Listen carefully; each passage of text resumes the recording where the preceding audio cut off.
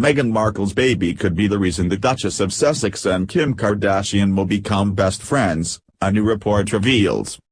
The TV reality star is reportedly planning to give Meghan an extraordinary gift which she hopes will be her official in with the royal family. According to a source close to Kim, the mother of three is determined to impress Meghan Markle with something extraordinary such as diamond baby jewelry. The insider told Radar Online, the royal baby's a perfect time for her to remind Meghan and Harry that she and Kanye are sincere, thoughtful people and she's looking to stand out from all the other celebrities with something truly impressive. She's been researching everything from diamond baby jewelry to crystal nursery decor and designer onuses. Kim is convinced she and Meghan will be best friends one day. It's very much a long-term project and she's chipping away to impress her when the opportunities arise. It has not been confirmed when exactly the royal baby will be born. On October 15, Kensington Palace announced Prince Harry, 34, and Meghan Markle, 37, would be expecting their first child in spring. But when speaking to some royal fans at a Christmas church service at Sandringham, Meghan hinted she could be expecting the child a little earlier. One royal fan, Karen Anvil, says she spoke to Meghan about her upcoming new arrival. Ms. Anvil told E! News, she said, "We are excited. We're nearly there." I said, "Enjoy every moment, being a mother is a wonderful thing." Meghan's comment that we're nearly there has led many to think that she is expecting her baby earlier than previously predicted. Bookies say March is the favorite month at the moment, with Ladbrokes having the odds on the baby arriving in March at 4-5, while it is evens for April. The suggestion of a March arrival appears to be backed up by another comment from the Duchess that she made visiting a nursing home on December 18. Meghan was heard saying to a resident she felt very good and very pregnant as she cradled her tummy in video footage captures by People magazine.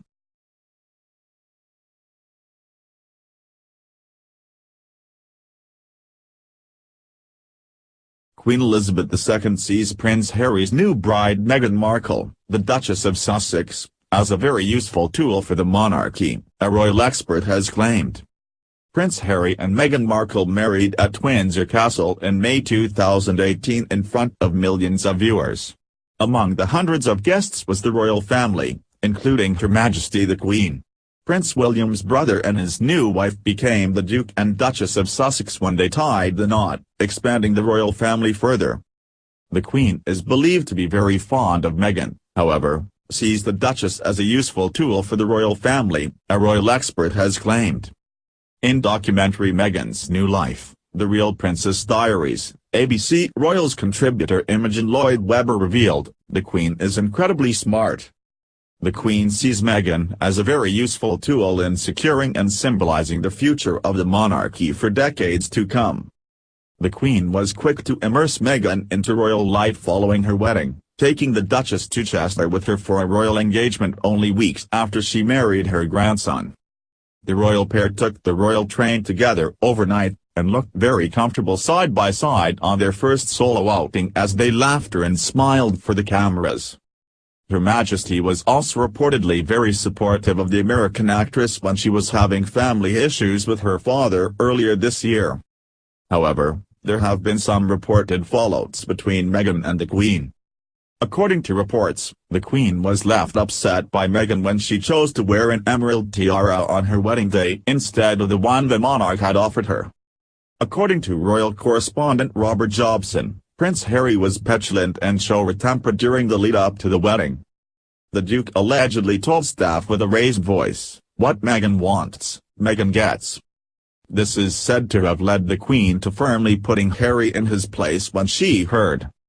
Since then, the duo appear to have been getting along well, with the Duchess joining Kate Middleton and Prince William, among other members of the royal family, at the Queen's residence in Sandringham for Christmas.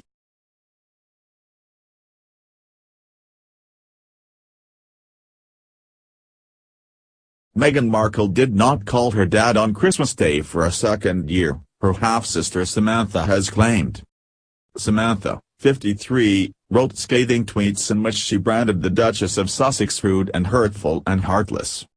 It comes amid the long-running rift with Thomas Markle, 73. The first of the brutal tweets yesterday read, "My life is great," and after having a heart attack the wedding and now 2 Christmases she does not even call him. Humanitarian my A. She then posted, "I've never seen anyone so rude and hurtful and heartless and absent a soul in my life. Shame on you for what you have done to our father. No PR machine can fix this. I retract the Merry Christmas, you don't deserve it. How dare you walk into church?" And she then wrote, "Forgiven, unite, and have the Christmas spirit and a peaceful heart. Apparently you're not capable and I don't know enough profane words to articulate how I feel." Wow. It is the latest development in the dramatic fallout between Duchess of Sussex and her family since Thomas was due to walk her down the aisle in Windsor this year. But the retired lighting director pulled out due to health and safety reasons. And since the wedding, Meghan has not spoken to her father. He even found out about her pregnancy through a radio announcement. However, it seems Meghan, who is heavily pregnant, has added a rift with Kate Middleton. They were pictured in a cute embrace outside the church at Sandringham on Christmas Day. Rumors of the feud initially surfaced when the Duke and Duchess of Sussex announced they were moving out of Kensington Palace to live in Frogmore House in Windsor.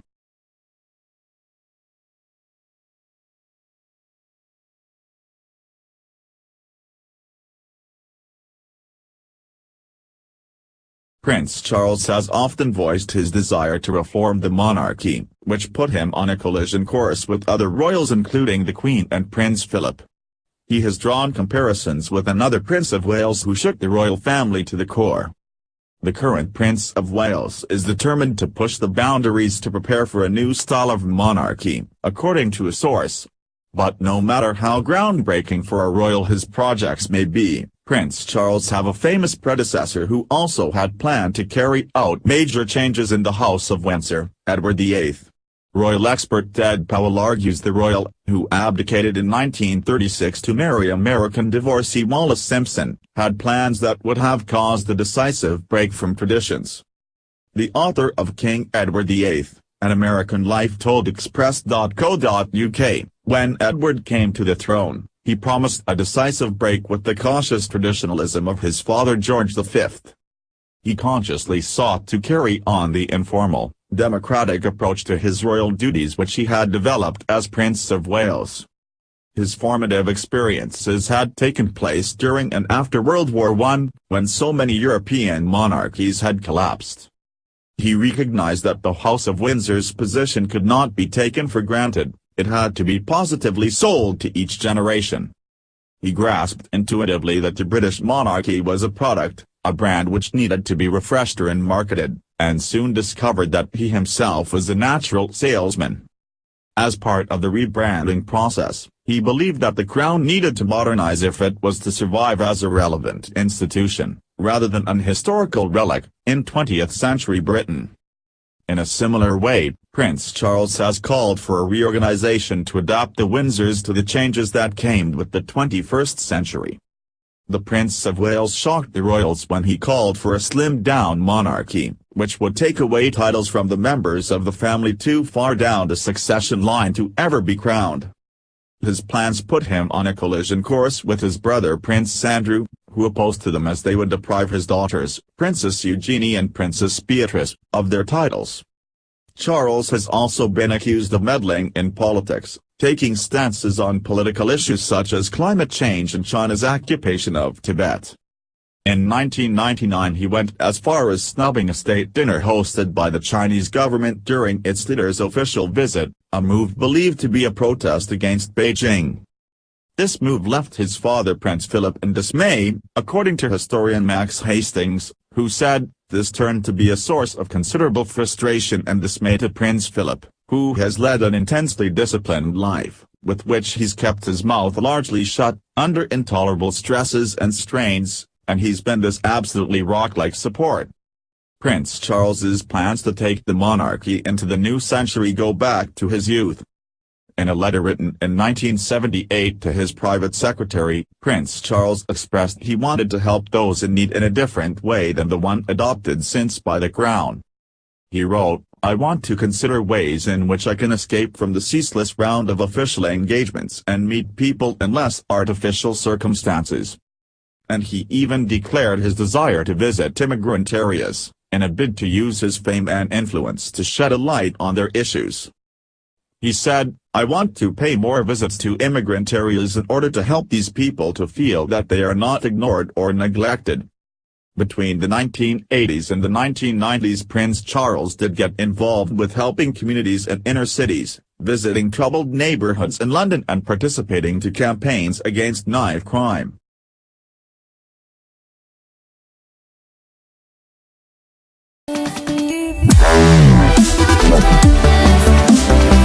Wow.